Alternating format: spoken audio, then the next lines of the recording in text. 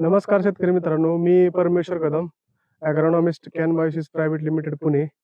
तर आपण आज आलेलो आहे चन्ने सरांच्या प्लॉटमध्ये, वाकी गिरडी, तालुका सांगोला. तर यांनी आपल्या कंपनीचे बरेच प्रॉडक्ट वापरलेत. त्यांच्याकडून जाणून घेऊया त्यांना कसे रिझल्ट आले.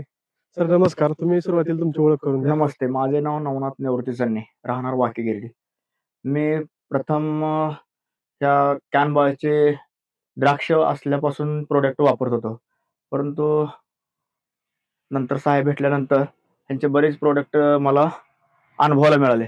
त्यामध्ये सुडो, मिलॅस्टिक, पुन्हा डोस मी 9 शुभारंभ डोसचे किट वापरले आणि दारापुढील प्लॉटला 3 असे एकूण 11 डोस वापरलेत, म्हणजे शुभारंभ किट.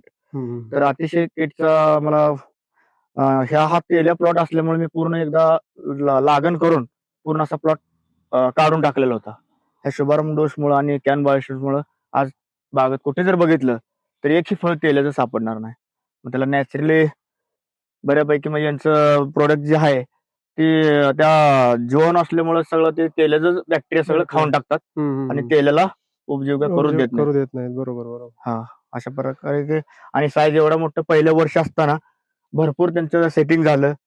सेटिंग होत असताना त्या सेटिंगच्या मापानं साईज बी भरपूर अशी बघायला भेटली.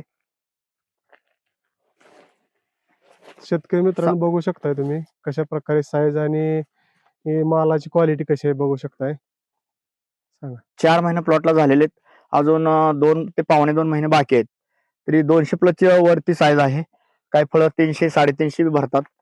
तर माझ्या अनुभवानुसार मी यातलं कमीत कमी शेवटचं फळ 350 ग्रॅम आणि वरलं फळ हे 500 ग्रॅम पर्यंत नेण्याचा प्रयत्न करणार आहे. तर शेतकरी मित्रांनो, जसं चन्ने सरांनी जे बायोलॉजिकलचा म्हणजे जैविक खताचा जास्तीत जास्त वापर केला, जसं आपण जास्त बायोलॉजिकलचा वापर करू किंवा जैविक खतांचा, तशी आपली जमीन जास्त सुपीक होणार आहे. आणि जेवढा जीवाणूंचा आपल्या जमिनीत साठा वाढेल, तसा ऑर्गॅनिक कर्ब किंवा जमिनीत आपण जास्तीत जास्त पालापाचोळा कुजवल, तेवढी आपली जमीन जास्तीत जास्त दिवस चांगली राहणार आहे आणि जास्तीत जास्त दिवस जिवंत राहणार आहे.